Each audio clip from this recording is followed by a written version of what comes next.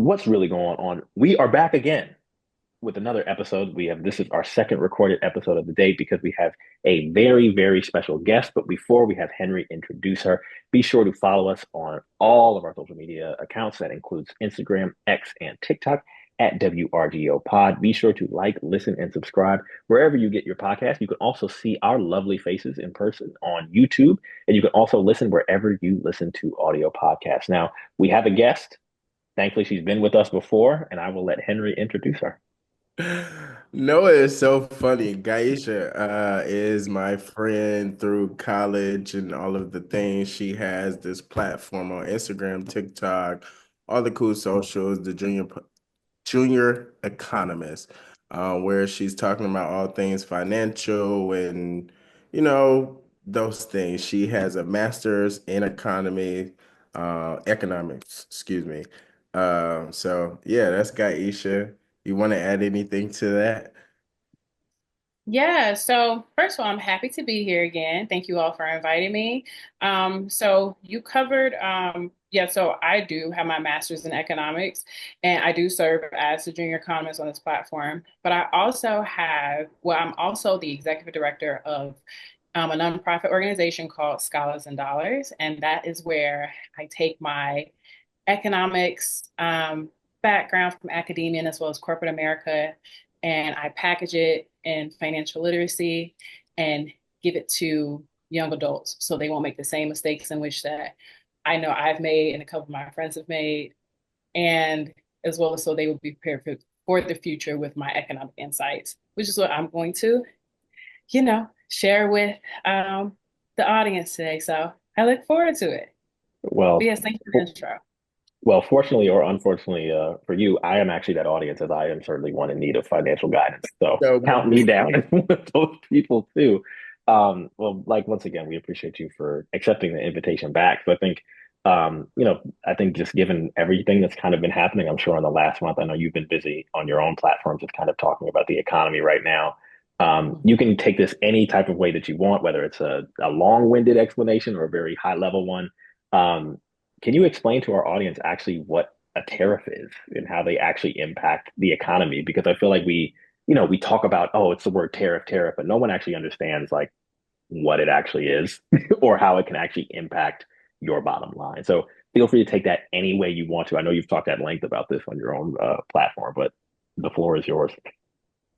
Of course. Yeah. So to give like a very simple definition is that it is a consumer tax, right? It means that it is a tax in which that we all pay for buying goods um, from businesses that have been impacted by the Liberation Day policies in which that Trump put into play. Now, to give you like the whole explain like five explanation, think of it as, let's say if your mom told you not to go over to Timmy's house or what have you, or she was like, okay, like if you decide to go over there, I'm gonna charge you $5 for each time in which that you visited his house, right? So you have to make the decision of, okay, do I go visit Timmy and pay this $5 or do I basically like just stay at home? But you can also apply this to, okay, Timmy's mom is cooking and the reason why you want to go over there all the time. But like, would you rather prefer like your mom's cooking or his mom's cooking?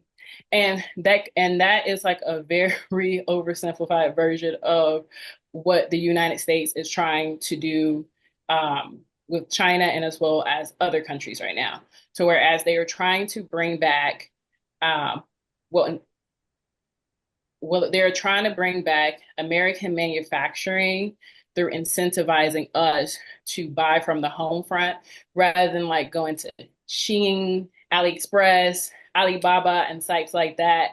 To whereas, you could literally pay, I mean, $2 for some type of house trinket, whereas over here you would be paying $20. So they're trying to reverse that to whereas we would prefer to buy from like your local IKEA or things of that nature. My first question is that even, I think the thing that it gets lost in this is that they're trying to build American manufacturing. How is a tax on stuff that we don't even make here? Like we can't make coffee, we can't produce avocados. So how is putting a tax on avocados that are grown in Mexico? I know like the theme. How is that going to then all of a sudden build another steel plant in Ohio? Like, is there even a dot for you to connect between those things? So you bring up a point in which that a lot of economists have been debating is that we're like, okay, we can understand this if you had of like started the efforts to nearshore or even onshore American manufacturers 10 years ago, and then you decide to like put this, jackhammer on China and as well as like other countries. But the fact that you're doing this and we don't even have the infrastructure to even support any of these efforts is very pointless. And and it also goes to show back when this administration, during like the political debates when they were just like, I have concepts of a plan, and this is a part of that concept of a plan where it's not really well thought out because, like you said, we don't have the infrastructure, I mean, to even support the type of the type of weight in which that we're trying to put on the global economy because it doesn't make sense.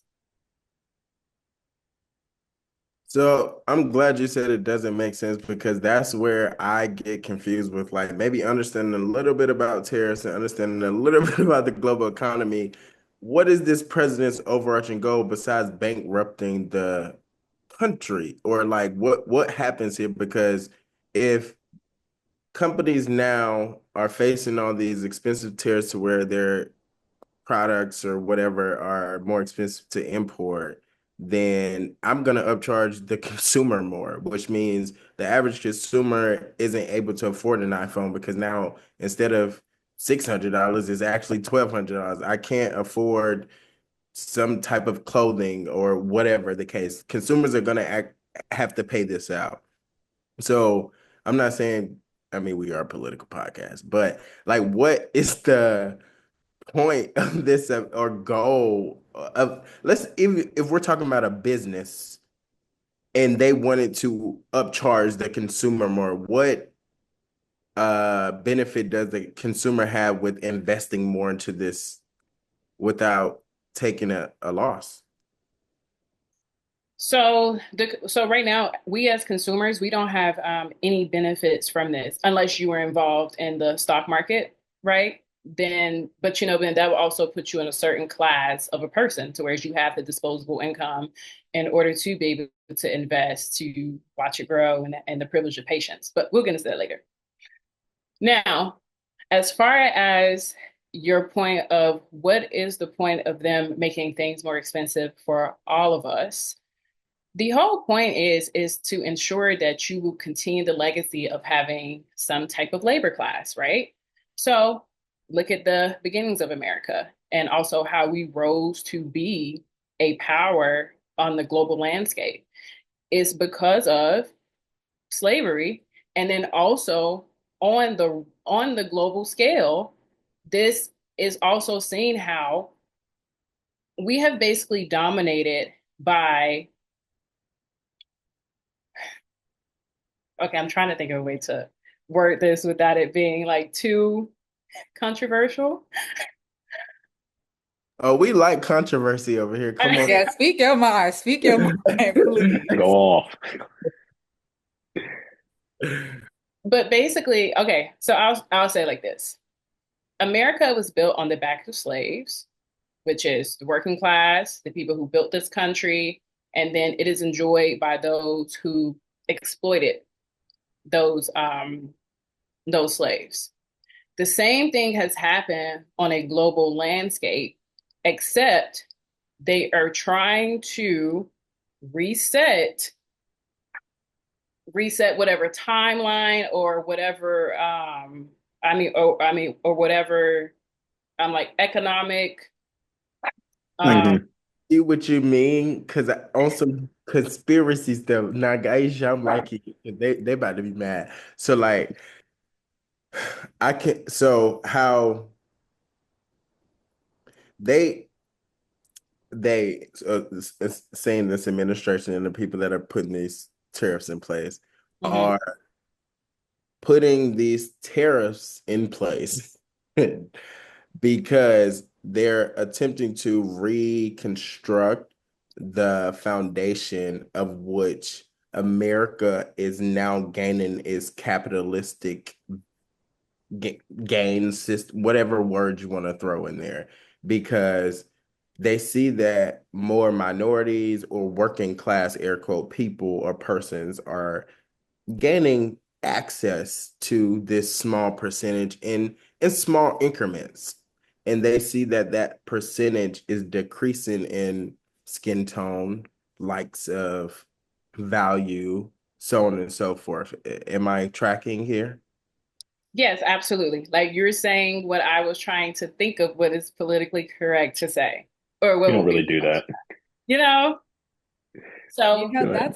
that's so interesting though, because like when you bring up the point, when you think about it, how you and Henry just kind of discussed it, I never really thought about it as in bringing a labor class back to America, because I know so many times like they've always talked about like the middle class is shrinking and like it's just becoming more of a gap between classes. So for them to try to implement this to create a labor class, I guess, but my thing is like, is this sustainable? Like, can this really work? And the answer is no. So then it's just like, then what?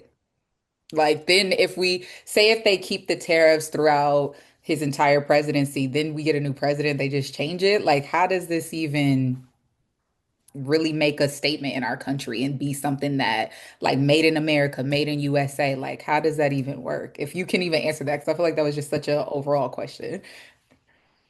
so you make a great point because it's not sustainable at all. Now, if we actually look deeper into this, like you said, we could say that this is actually a strategic move done through Trump in order to ensure that him, his family, and all of his business partners walk away with billions of dollars, which is something in which that we have seen evidence of already, such as how news broke Friday that they've already grossed 1 billion plus in paper assets just from cryptocurrency.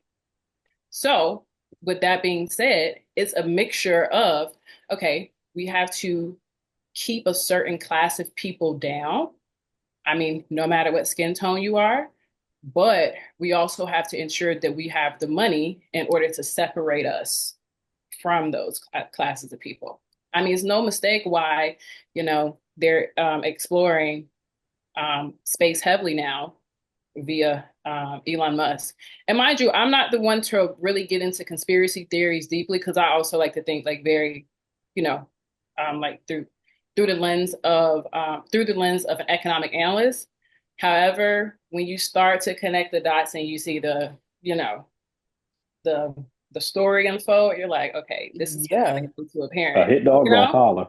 Yeah, listen, as you was talking Hit about dog. the labor class and slavery, it was the dots were connecting for me. And honestly, when I think about Trump and his base is really like that middle class, that like working class.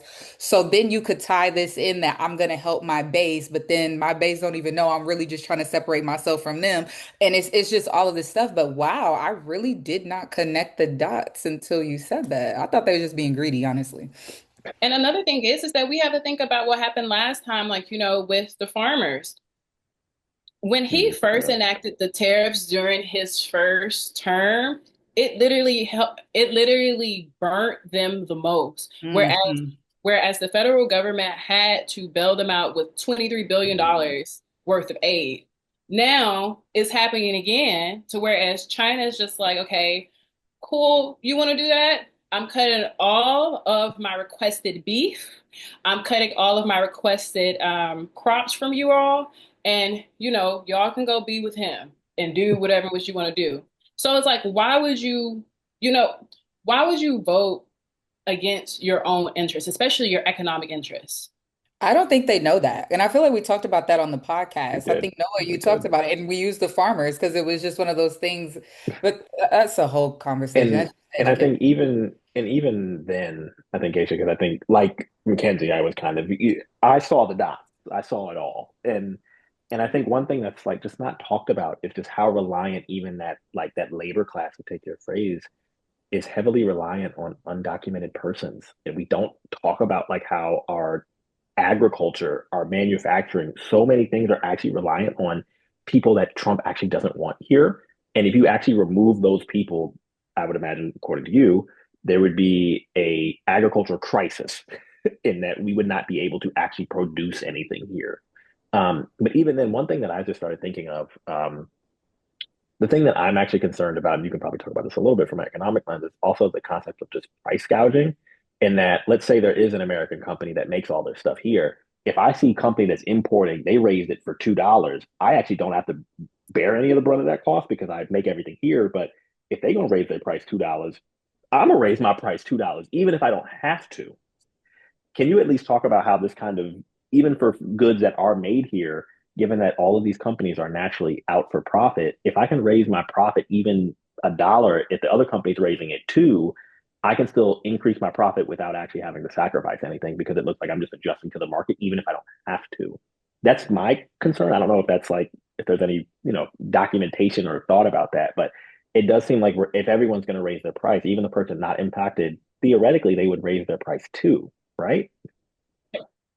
Yeah. And then there's actually been evidence of that happening, such as I saw this one news story of this lady. She owned like an adult toy company.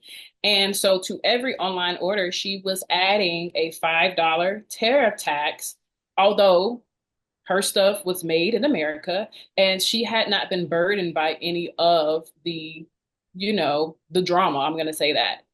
But she said that she did this in order to raise awareness, but that same thought came to my head because I'm just like, how many people are actually going to take advantage of this, like just because, you know? Yeah.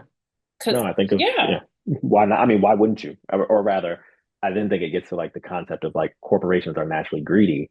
And if they see any way that they can maximize profit, even if it's through using something that they're not even impacted by, the default is that they're not going to pass up free money or they're not going to pass up raising a price if like, but go ahead, Henry, before I go off on my own tangent. But like that was what was coming to mind between like, just prices going up overall. And and then going into this example, companies taking advantage of these tariffs or whatever just because they can. What laws or what safety nets are in place to protect us as a people, or are there? no. And then that's exactly why I was gonna I want to tag Noah and your point, Henry, is that is why right now our biggest fear as economists is this thing called stagflation, where you basically have a period of high unemployment, low economic growth, but as well as high prices. Because if people are laying off everyone because of economic uncertainty, or if their budgets get cut, or people just stop spending in general because they don't know what's going to happen, that leads to businesses cutting back on costs. Second thing is low economic growth. The International Monetary Fund just cut GDP growth projections for the United States by a whole percentage point. So that means that they don't expect us to really produce anything because of the economic war that our president is waging on all of us right now, right? So that goes into the growth thing. The last thing is that when you have a period of high prices to whereas people start price gouging because they can, and you also have this period of like where no one can buy, well, no one can really buy anything because number one, things are so in demand, or either two is just, everyone just gets priced out. So then you have this perfect storm of stagflation, which happened in the 1970s. And this is where inflation went up all the way to 13%, and economic times were just horrible. Because just imagine, like, you go at a Target and a bottle of toothpaste You is protest the $12. Target guys. Oh, well, oh yeah, my bad. My bad. Well, Costco. Let's use Costco as the Costco. example. Matter of fact, I just put the Costco today. Shout out to Costco. You know, but Target's just like, We're editing that out. please do, please do, please do, please do. We don't promote that brand over here. I'm a Okay, t so okay, so I'm gonna say it again. So just imagine you going to Costco And one bottle of toothpaste is $12. But somebody's gonna buy it because, you need toothpaste. That reminds me of when they were price gouging during the pandemic for Yeah. like sanitizer or masks for anything. It's really crazy, but I'm glad that you brought up like inflation because I feel like in conclusion, wages do not match inflation. Like the person that's price gouging, yes, they shouldn't, like the large corporation, but honestly, the small business owner probably still barely can make what their profit from buying stuff here in America because everything is so expensive and it's just I feel like in conclusion, it is just so expensive to live here and to do anything here. When we talk about home ownership, starting a business, getting grants, like all of those things, I just feel like are, I mean, I'm biased because I live in America. I cannot speak to other countries, but I just feel like it is just so much more extra here compared to other places. Absolutely. And then that's exactly why they're calling us an inheritocracy, meaning that the only people who are truly getting ahead, like, based upon what the American dream is, such as the ability to buy a house, the ability to, you know, live and do whatever what you want, that is more so afforded to people who have trust funds or whose grandparents or parents left them like, hundreds of thousands of dollars, so they would have some type of proper head start in order to make these, large dreams come true. I mean, including like when it comes to getting business capital in some cases, because, you have to prove that you can maintain large sums of money before the banks start giving you those large sums of money. So, yeah, that is a major concern now too.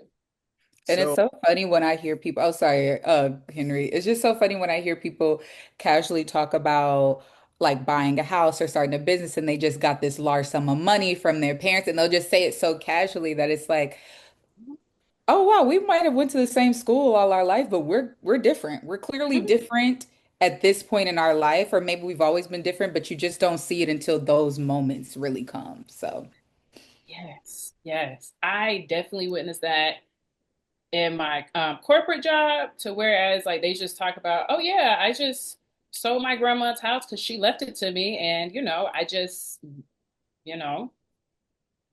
came up off of that, and my boyfriend just sold his grandma's house, and now he decided to quit his job and just go into his business, and I'm like, oh, okay, Now we cool, all girl. eating. Yeah, now we all eating. Yeah, and we going to Davos this right. weekend. Chill. What? And go no, ahead. so that's where I think like my question comes into play for the average, hell, black person, homeowner, somebody that's trying to buy a house, somebody.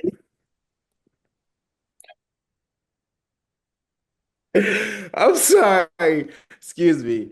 For the average business owner, somebody that's trying to buy a house, somebody that is a renter, how does like, well, you kind of are talking about it, but like in real time, does this say we're gonna have more homelessness, or we're gonna clearly we're gonna have less ownership, less businesses are gonna be started? Like the goal here, like how does that impact us? You know, for our aspirations as young black professionals. Well, it doesn't have to impact you, right? Because especially if you follow me, you understand that I'm always reading the economic reports and giving you the skills and as well as the different career paths and industries that are going to be in demand through 2030. So yes, it is unfortunate the fact that it is harder for us regular folks to get ahead to own a home. But as my mom always said, where there is a will, there is a way. So I mentioned on here last time, the NACA program for homeownership is really good for us millennials if you don't make over 100K yet. But also you have to check out like your home buying, like your first time home buyer programs offered by your state. Number two is you have to ensure that you are investing correctly and then that you didn't stop investing because of the market dip that happened earlier this month, right? So as long as you're in like a stable fund, such as like putting, I don't know, $200 per paycheck in the S&P 500. And most importantly, I'm always an advocate for entrepreneurship and you really monetizing your craft, take it to the next level, like what you all are doing right here, right? To whereas you're able to not only have that ownership aspect, whereas you're getting paid by like Spotify, YouTube, Apple Music, whatever, but where you're not just reliant on, I'm gonna say, their income in order to sustain, live, and grow. So I would say we could sit here and like mope about it, but I'm just not a fan of that. I say that there are tools. You gotta use the tools. Go You ahead, gotta Ando. play the game. You gotta play the Yeah. game. So speaking of playing a game and using the tools, for all the people that are listening for that stock advice, what should I invest in? Where my money coming from? How I get that bag right now? Not depend on the white people. Gaisha, do you have any tips? Yes. So as I said before, highly recommend that you invest in the S&P 500. Yes, it does take a dip sometimes, when big shocks happen, like with Liberation Day. However, historically, it's always going to bounce back up, right? And then when it bounces back up, you're going to get paid. And right now, since things are on sale, it is best to invest now. Now, I'm not really a fan of investing in just individual stocks. Some people do that, but if I were to give you advice on what to do, I would say put it in something that's very stable, such as like utilities or like middlemen, like John Deere or something like that. But I'm of the mindset and the belief, as I teach in my financial literacy courses, you automate and forget. So just make sure that you have your high yield savings account stacked, with at least 6 to 9 months um, ready to go. Make sure that you're automating your investment accounts. Again, S&P 500, or pick you out a good ETF. It's one that starts with a Q. I can't think of the name of it right now, but yeah. Could Um, you even speak? Because I know I've played around with this because the S&P 500 is just naturally expensive if all get up, even if you are trying to invest. Could you at least talk to our audience about options like even like low cost index funds and how that's kind of it's not as high of a buy-in, but it's a good place to start. So could you at least explain kind of like what they are and how there's kind of no financial barrier for entry? I think that's how I started. I think it was pretty good for me. yes, yes. So Noah Mhm. brings up a good point. Yeah. So my bad for the S&P No, 500, no, but yeah. no. I was like, that's a little too much dip for my chip. So I'm like, let's, Right, but I say yeah. to say that Hmm. anywhere in which that you can start because that is still going to pay you dividends. Yes, the S&P 500 is a high barrier of entry and it's also a high return, but so are the low cost ETFs as well because it's also going to yield you those same returns because the stock market historically it is always going to improve and trend up Yeah, always. yeah. I mean, it dipped down in what 2020 and as well as 2022. And it So shot up like a yeah, rocket in 2021. Yeah. matter of fact, I have my manager at my job, well, at my former place of employment. He literally, I think he said that he had been just buying, like you said, low cost ETFs Hmm. throughout his 20s. Right before the 2022 market, the mini crash that happened, Hmm. he literally sold those stocks and bought him a $1.2 million house. But that's because it's always going to shoot up. And he bought the dip. Exactly. And he bought the dip. Exactly. Yeah, which Sorry. is Yeah, probably exactly. no, and that's probably actually advice for people now is that even if the stock market looks like it's trending now, there's no better time to buy an asset when it's in distress. I would probably say. Exactly. Yeah. And then that's all this Mhm. really is. Yeah, well, I think once again, this has been great. Feel free to plug your content, social media handles, places where people can follow you, take a class, connect with you. Feel free to take as much time as you need to drop as many Executive handles as you need. director over here. Excuse me. My bad. Floor is yours. Tell us where people can connect with you. Okay, well, yeah, this has been great. I appreciate y'all again. So you Yeah. can follow me on the Junior Economist on all platforms, but I'm most active on TikTok. And as far as And as far as supporting Scholars and Dollars, you can follow us on Instagram. And if you're ever in Atlanta, I do community events at different churches and as well as different venues around the city, mainly in the West End. Um, but if you're also a Spelman student, you actually get our 6-week program for free, which is our in-person class where we take you through 6 weeks of financial topics that you need to thrive after college. So again, I appreciate you all. Thank you. Oh, No, thank well, thank you. And this, I'm sure, based on how everything is going, this will not be the last time that you join us. So once again, be sure to follow her on all of our handles, and be sure to follow ours. We can be found on all social media, like her at WRGO Pod. Be sure to like, listen, and subscribe on all platforms on YouTube, where you can see our videos and some shorts and all of our content that we're cooking up right now, and wherever you listen to audio podcasts.